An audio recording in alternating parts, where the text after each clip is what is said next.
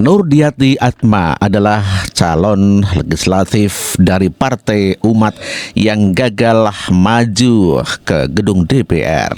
Dan kini dengan begitu geram dengan mengutip ayat Al-Quran, meminta agar membunuh Joko Widodo.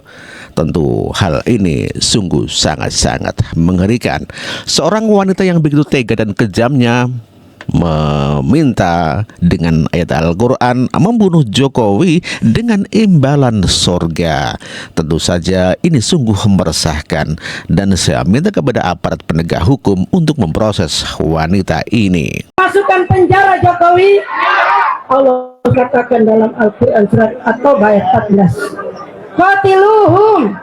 Seluruh terjemah menerjemahkan perangi, lawan, tapi kali ini saya ingin menerjemahkannya bunuh Jokowi. Siap kita bunuh Jokowi, masukkan dia dalam penjara dan seumur hidup biar dia dihinakan oleh Allah Subhanahu wa Ta'ala.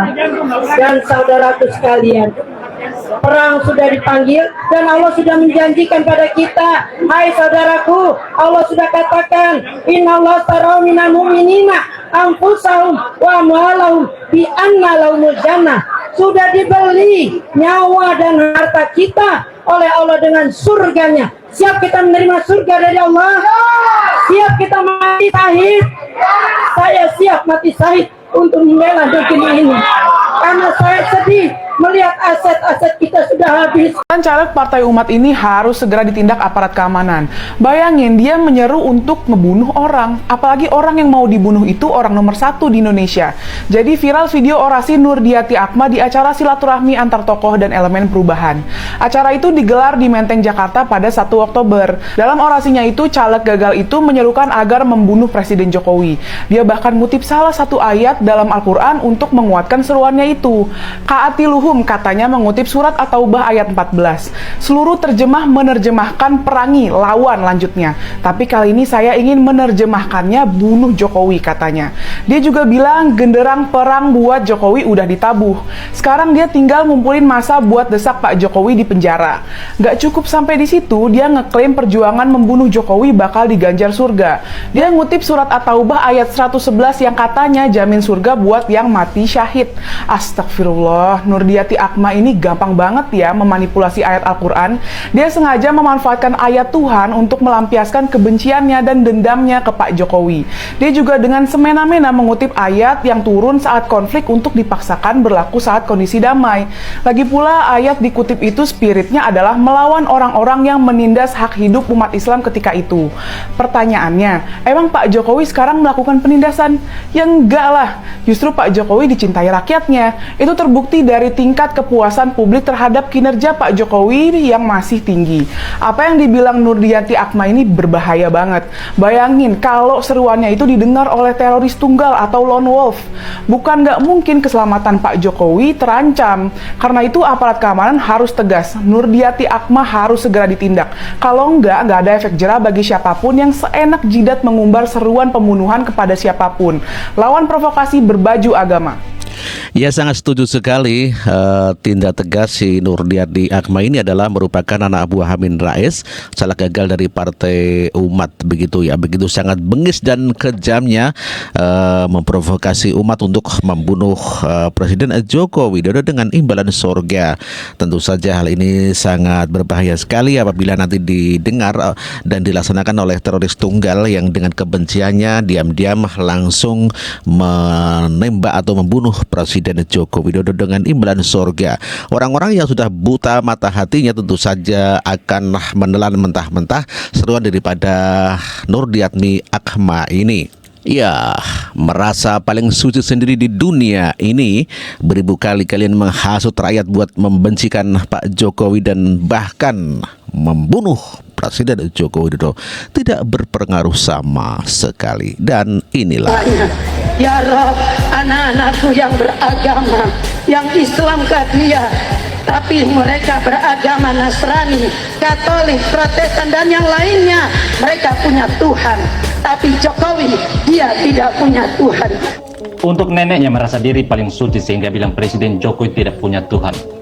Beta mau sampaikan bahwa berhenti menghasut rakyat untuk menjadi pengkhianat negara, apalagi dengan embel-embel agama. karena Presiden Jokowi itu terpilih 2 kali karena atas kehendak Tuhan.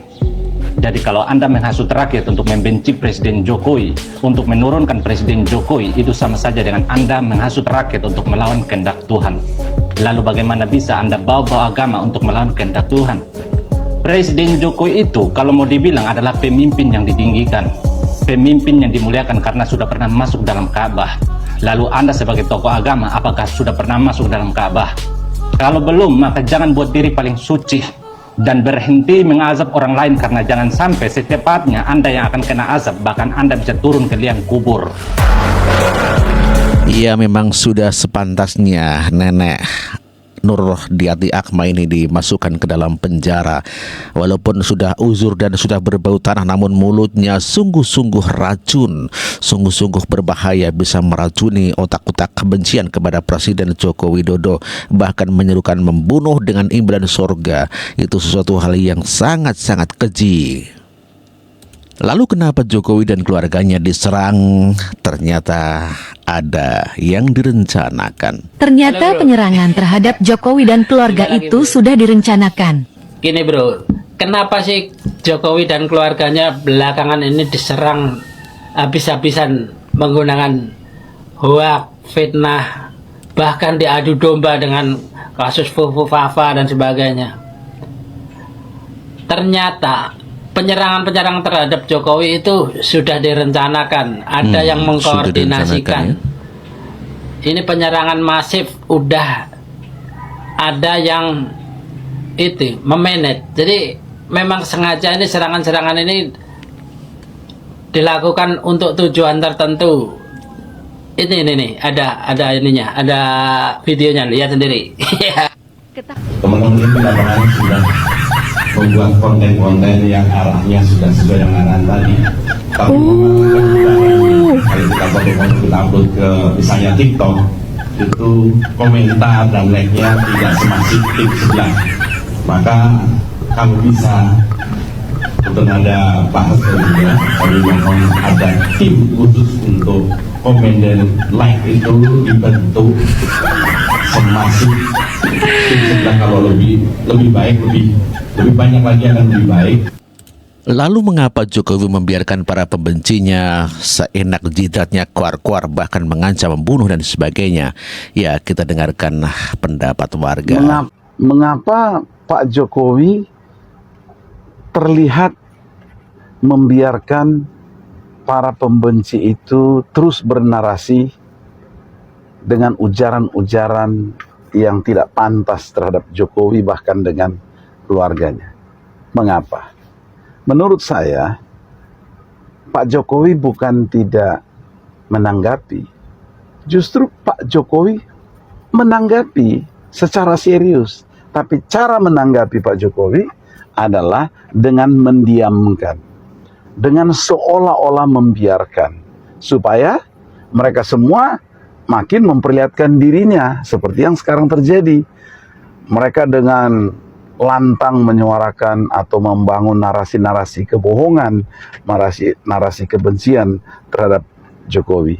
Saya ingat dalam kisah perjanjian lama, Raja Daud itu ada musuhnya. Musuh-musuh yang tidak suka dengan Daud ingin memerintah. Bahkan ada yang mempengaruhi anaknya Raja Daud untuk memberontak.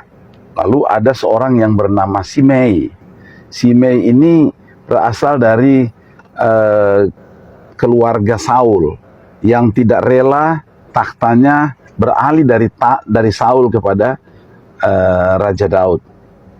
Dan apa yang dilakukan oleh Raja Daud terhadap Simei yang mengutuk dia, yang menarasikan ujaran-ujaran kebencian dan lain-lain? Daud atau Raja Daud membiarkan. Raja Daud tidak menggunakan kekuasaan dia untuk menghakimi Simei. Raja Daud membiarkannya. Dengan begitu, bahwa Raja Daud menggunakan energinya dan waktunya bukan untuk mengurus hal-hal yang seperti itu, orang-orang yang disebut para pembenci itu. Dia fokus membangun taktanya, membangun kerajaannya, dan dia sangat terkenal dan dicintai oleh rakyat. Nah, tapi ingat, kepada anaknya Raja Daud, yaitu Salomo, Daud memberikan pesan agar berhati-hati dengan Simei, waspada dengan Simei. Jadi membiarkan tetapi harus waspada. Lalu kita lihat bahwa Raja Salomo membuat satu strategi untuk menunjukkan kepada Simei bahwa dia adalah orang yang berkuasa, punya wewenang, tetapi juga sekaligus tidak mau menggunakan secara semena-mena wewenang dan haknya sebagai seorang raja. Lalu Simei memang sudah minta maaf atas kelakuannya, tetapi tidak dibiarkan Salomo begitu aja. Akibatnya Salomo memberikan suatu pelajaran penting. Ada kebijakan yang diambil oleh Raja Salomo, di mana Simei itu tidak boleh keluar dari kota. Jadi dia semacam ada tahanan kota, tetapi tidak dipatuhi oleh Simei. Padahal Raja Salomo sudah bilang kalau keluar kota kamu akan dibunuh. Akhirnya kemudian dia melanggar karena dia mengurus budaknya yang pergi. Dia keluar dari Yerusalem dan akhirnya apa yang terjadi? Salomo menjatuhi dia hukuman mati. Saya nggak tahu para pembenci Jokowi di era Prabowo Gibran ke depan tentu tidak sama dengan apa yang dilakukan oleh Daud. Tapi saya yakin para pembenci yang ngawur ini akan ada akibatnya.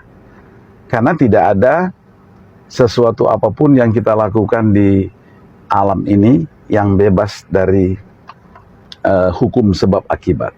Oke. Selamat berjuang untuk Indonesia Jaya.